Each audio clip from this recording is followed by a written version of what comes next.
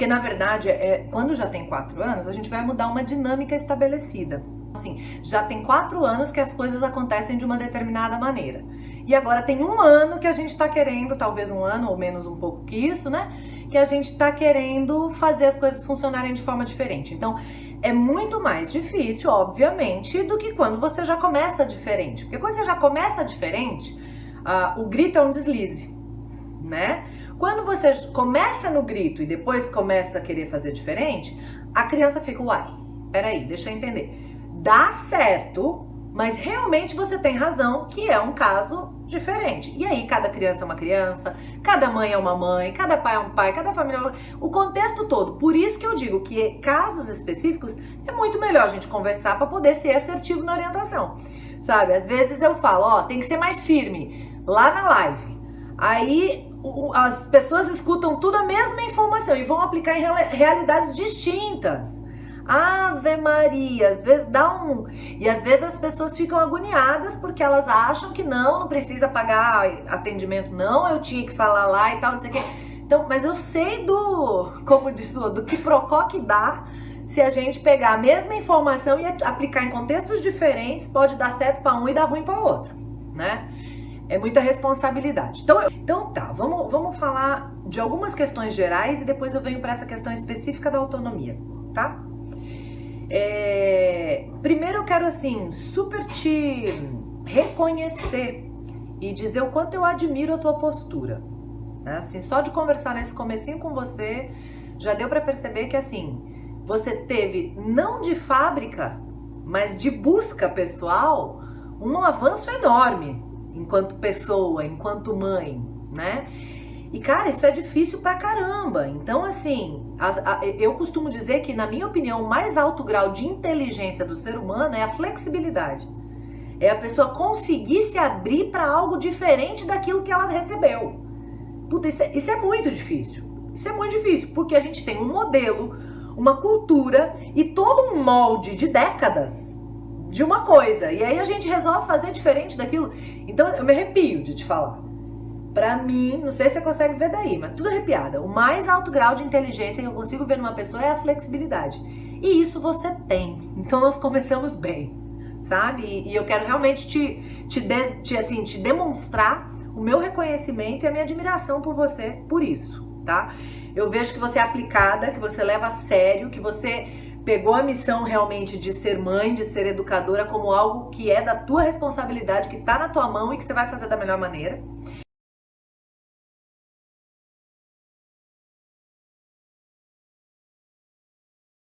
E aí a primeira alteração que eu quero fazer em tudo que você me disse, que é transformar a culpa em responsabilidade. Em algum momento você disse, não é culpa dele, é culpa nossa, né? Minha e do marido. Então vamos tirar a culpa, porque a culpa faz a gente se sentir pesado, meio que querer se punir por causa daquilo, pagar uma penitência, né? Que a gente tem muita cultura da igreja, da religião em volta, mesmo que a gente não siga, a gente é de um país religioso e isso entra na gente. Então, culpa é um negócio que a gente realmente pesa, faz mal, não faz bem. Responsabilidade empodera, porque a culpa tá nas costas, a responsabilidade tá nas mãos. Sabe? A culpa é um peso nas costas, a responsabilidade está nas minhas mãos. Se tá nas minhas mãos, eu posso fazer o que eu quiser, ok? Então vamos tirar isso aqui daqui, passar pra cá, que a gente já vai começar a aliviar, tá? A ter fôlego novo e a falar, opa, o negócio tá na minha mão, o que é que eu vou fazer com isso agora, tá? Porque ao mesmo tempo que a responsabilidade dá essa carga maior de, opa, eu preciso dar conta disso, ela também empodera. Porque o difícil é quem não vê em si a responsabilidade. Ah, mas isso é porque ele é assim. Isso é porque o marido é assim. Isso é porque a criança é assim. Quando eu vejo no outro a responsabilidade, eu não tenho que fazer. Como é que eu vou mudar o outro? Quando eu vejo que tá em mim, opa, tá aqui comigo. Agora a bola tá comigo, né? Do jeito que eu jogar vai ser o jogo.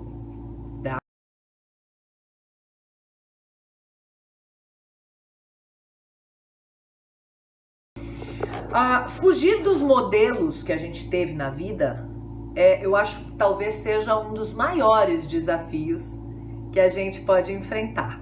Porque existe muito mais do nosso pai e da nossa mãe na gente do que a gente pode calcular.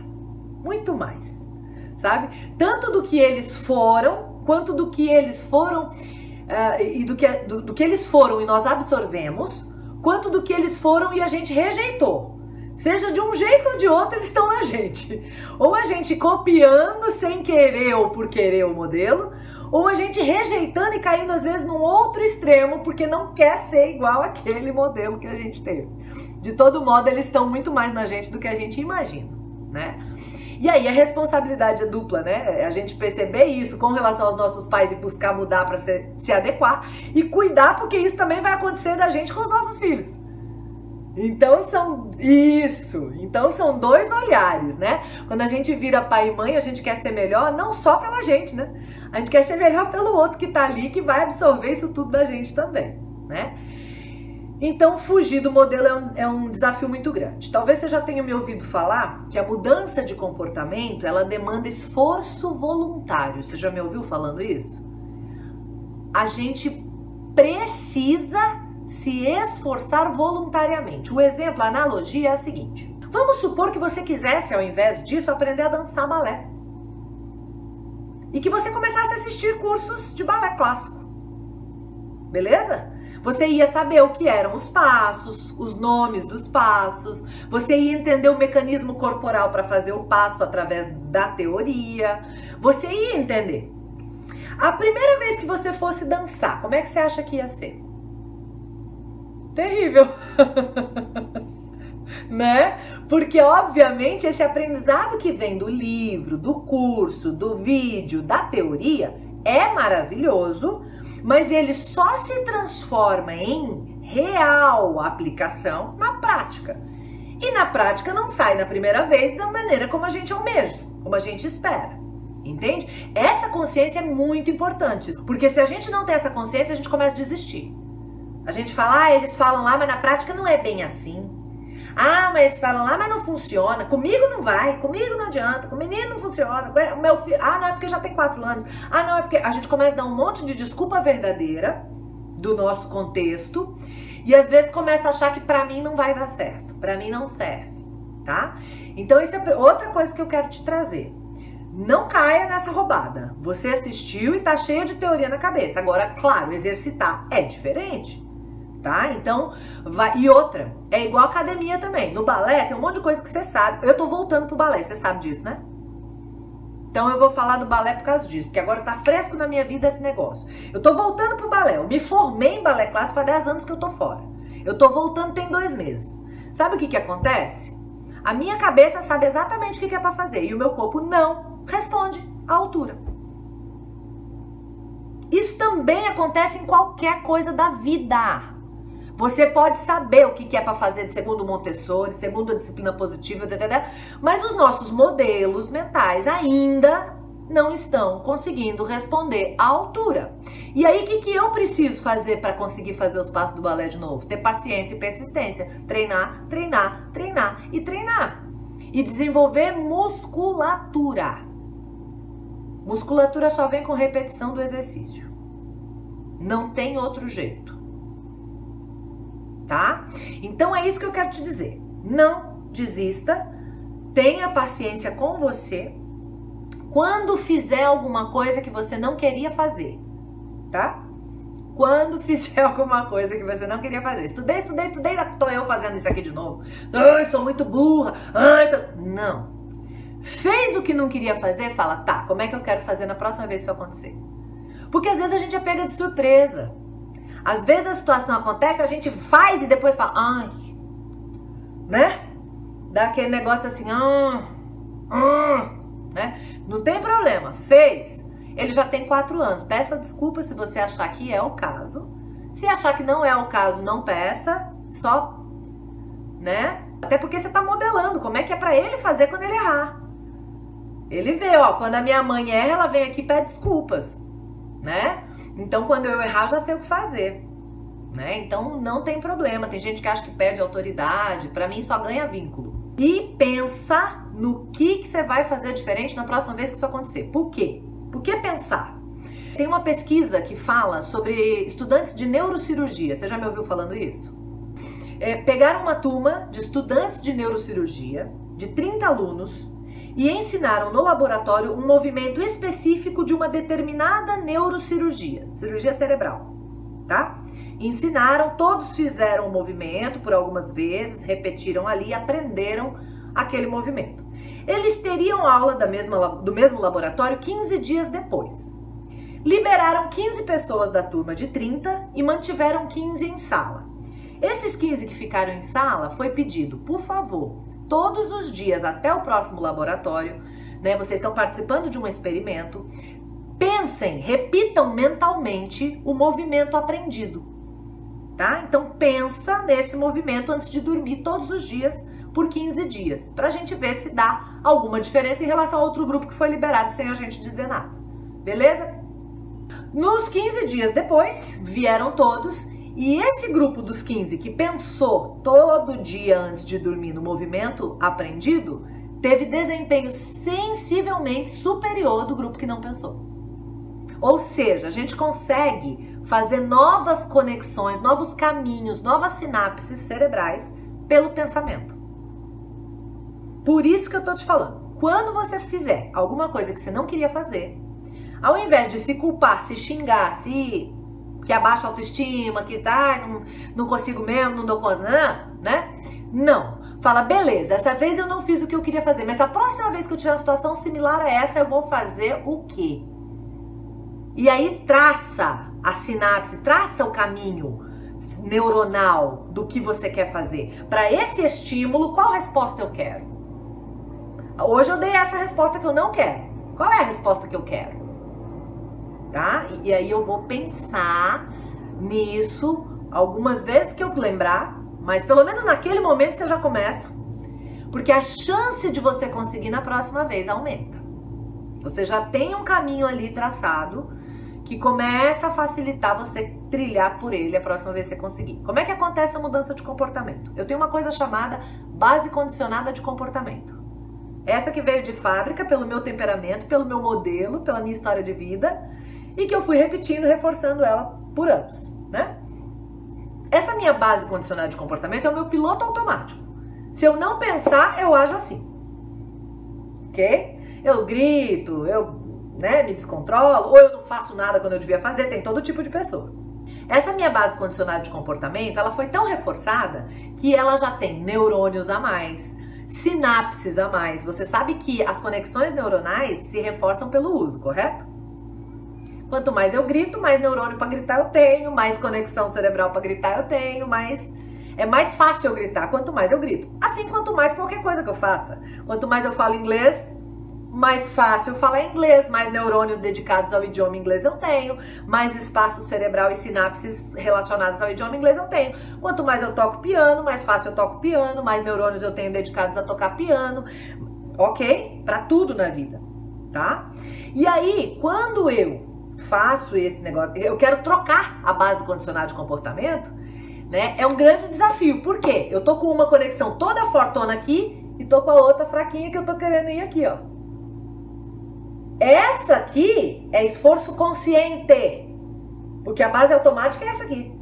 O que o cérebro vai fazer é vir para essa grossona aqui. É a mesma coisa se você tivesse uma trilha já traçada no meio do mato e você decidisse não seguir a trilha, falar, eu vou passar para essa mata fechada aqui, ó. Dá mais trabalho. Dá muito mais trabalho. Você vai precisar botar o facão na mão, filho, e ir lá, ó, se esforçar. Porque aqui tá mata fechada. É exatamente isso que acontece no cérebro. Por isso é tão difícil. Ok? Então, é por isso que eu preciso ser persistente e paciente comigo mesma. Talvez na primeira vez você tenha aquela coisinha aqui que você pensou. Pensou, então ele começou a fazer uma conexãozinha pra cá. Né? Talvez a primeira vez você não faz, você sabe que você não quer ir pra lá, então você não vai, mas você também não consegue vir pra cá, você não faz nada. Acontece. Eu sei que eu não quero fazer o que eu já fazia, mas também não sei o que eu faço. Eu não sei pra onde que eu vou, ou eu até sei o que eu quero fazer, mas ainda não consegui fazer o que eu quero fazer. E aí eu não faço, não tem problema. Entenda que se você tá nesse ponto, você já caminhou um bom tanto. Você já tá na frente de muita gente. Por quê? A inteligência emocional tem 3 fases.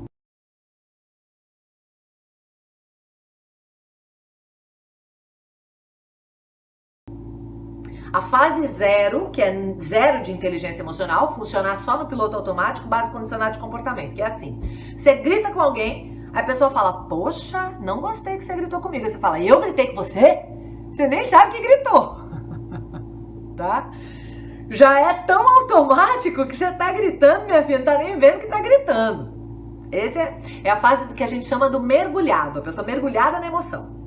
A segunda fase é a fase que você grita, percebe que gritou só depois que já gritou. Aí a pessoa fala, poxa, não gostei que você gritou comigo. Você fala, desculpa, gritei.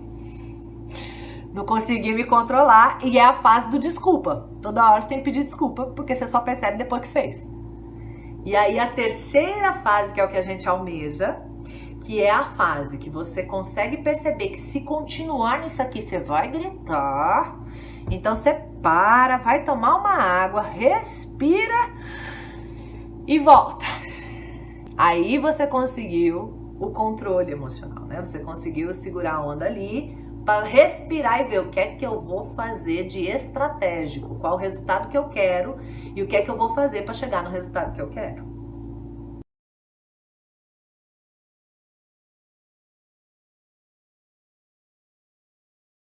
Vai fazer 4, não é isso? Ou seja, 3 anos e pouco. É muito novinho. Então ainda é primeira infância, assim, ainda ele acabou de sair da mente absorvente inconsciente. Quando ele absorve tudo sem questionamento. Se a minha mãe grita, é assim que é ser adulto. Né? Se meu pai faz assim, ele absorve, não questiona nada, não pergunta nada, é assim que é, tá? 4, aí dos 3 pro 4 começam as perguntas. Mas por que aqui é assim? Mas por que fulano faz diferente? Mas a minha mãe não faz assim. Mas o meu pai não faz. Ele começa a comparar, que aí a mente absorvente continua absorvendo tudo. Mas agora consciente, começa a comparar com o que ele tem de referência do 0 ao 3. Então agora que ele tá consciente, ele mudou. E aí ele tá percebendo que ele tá tudo diferente. Tudo.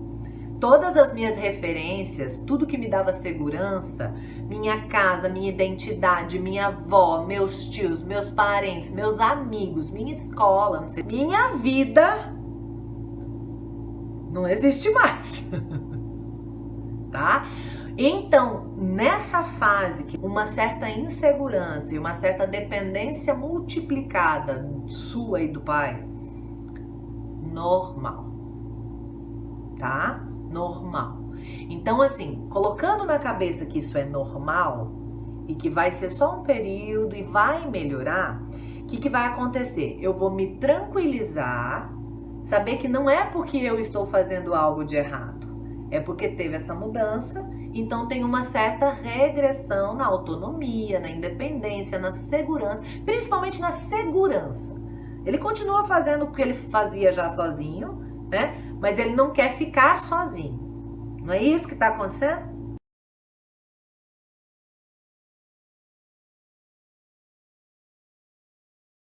Para ficar junto não significa elogiar de forma inadequada. Como é que nós vamos fazer o elogio?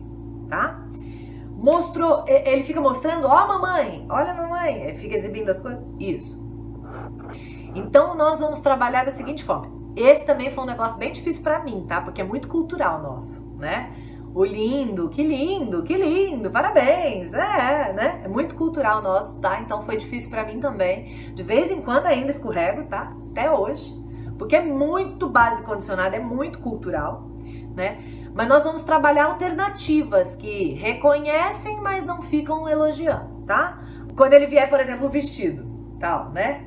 Você pode, vem cá, vai pro espelho. O que você achou de você com essa roupa? Deixa ele. Quando ele falar, você faz um reforço não verbal. Para ir diminuindo, tirando de fora e passando para dentro a autoavaliação. Porque hoje a avaliação tá toda externa. Ele tá dependente de alguém do externo falando que ele tá bonito, que tá bom, que tá bacana, que ele tá fazendo, né? Então nós vamos tentar agora diminuir o externo e levar ele pro espelho para despertar o interno. Tá? Ele traz um desenho, alguma coisa que ele fez. Você olha, fala o que você fez aqui. Aí ele fala, e o que você achou? E não sai nada, você começa a falar o que ele fez. Ah, eu vejo que você desenhou uma árvore, eu vejo que você fez o parquinho, eu vejo que... Fala o que ele fez, para ele dar-se conta do que tá fazendo. Sabe? Ah, eu vejo que você fez, o que você achou, como é que você tá vendo isso. Bom trabalho, né? Você se esforçou muito para fazer isso? Aí você vai pro esforço, trazer consciência pro trabalho que ele fez, né? Legal, quando a gente se esforça muito, geralmente a gente tem um bom resultado. Deixa eu falar só uma coisa sobre rótulos antes de responder diretamente isso. Rótulos positivos também são rótulos. Então, cuidado com inteligente, são bons, um pouco é legal que a criança acredite que ela é inteligente, mas também pode virar um peso, né? Depois ela ter que não largar aquele lugar, né? Então valoriza mais o esforço, né? O trabalho, a dedicação, o tempo que ele passou fazendo aquilo ali e tal. Essas coisas.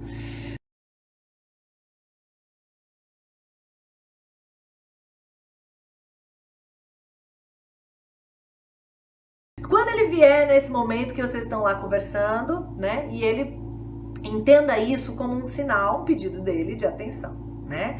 Então, assim, não reforce isso. Ah, você tá querendo atenção? Mamãe vai ficar com você agora. Não. Primeiro, você podia tentar ver se você consegue perceber sinais de que ele vai fazer isso e atender a necessidade de atenção dele antes dele fazer isso. Porque às vezes antes dele fazer isso, ele deu algum sinal. Ele chamou, ele cutucou, não sei, tá? Tô supondo. Observa daqui pra frente. Porque talvez isso aqui é o extremo já. Talvez isso é o último recurso.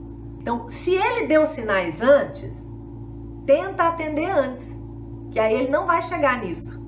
É igual criança que agride o adulto, criança que se joga no chão. Às vezes ela deu sinais antes, e aquele foi só o último recurso, que na cabeça imatura de um ser de 3 anos, 4 anos, né, é o último recurso que ele conseguiu. Então, observa se ele tá dando sinais antes. Se ele der sinais antes, para mesmo a conversa agora. Tá? Quantas vezes eu com meu marido, depois a gente continua. Eu preciso atender isso aqui agora. Um ser humaninho de 3, 4 anos é prioridade. Ele ainda não tem a capacidade de esperar o momento dele. Também a gente às vezes tá tão empolgado que vai esquecer do momento dele. Entende? Então tenta não deixar ele chegar no extremo. Porque senão, depois que ele chega no extremo, a gente tem que corrigir. Só que daí é aquela história de quem foi o equívoco. Foi ele, uma criança de 3 anos, que chegou no extremo porque não conseguiu se fazer ouvir antes? Ou foi a gente que não conseguiu atender a demanda de uma criança de 3 anos, está precisando de atenção, com todo esse contexto de desestabilização que ficou por causa da mudança, né?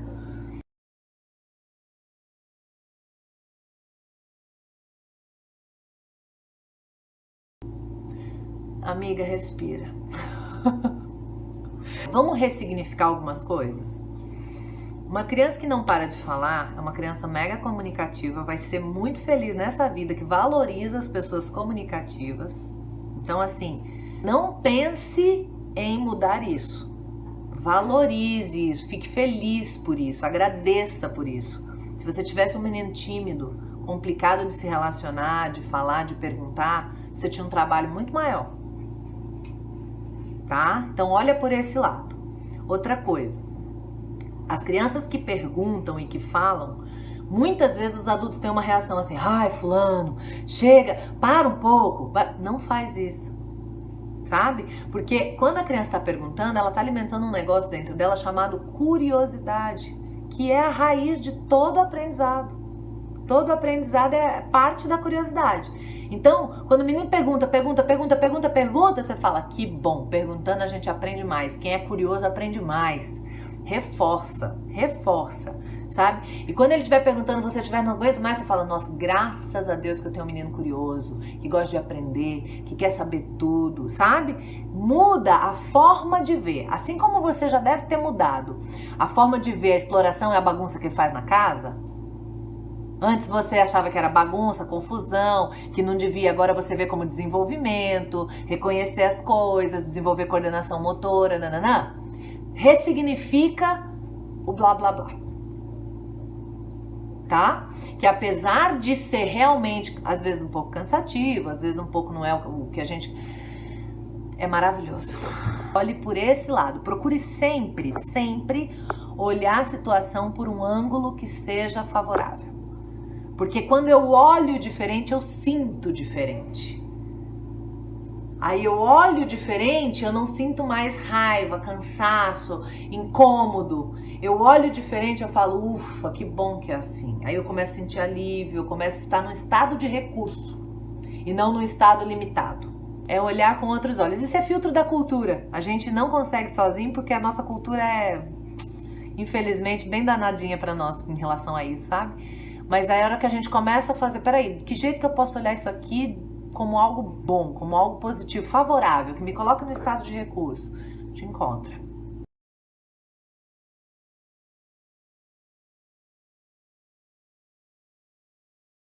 Eu tenho feito isso porque depois tem ali algum conteúdo que acaba ajudando outras pessoas também, e eu tenho muito essa missão do spreading, né?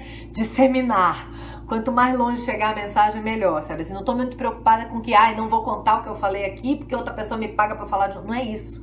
A ideia é espalhar, espalhar, espalhar, sabe? Que as pessoas consigam ter vida melhor, que a gente tenha uma geração melhor depois, que esses meninos cresçam, tenham um mundo melhor, de gente mais curada, de gente mais feliz. É isso que eu quero.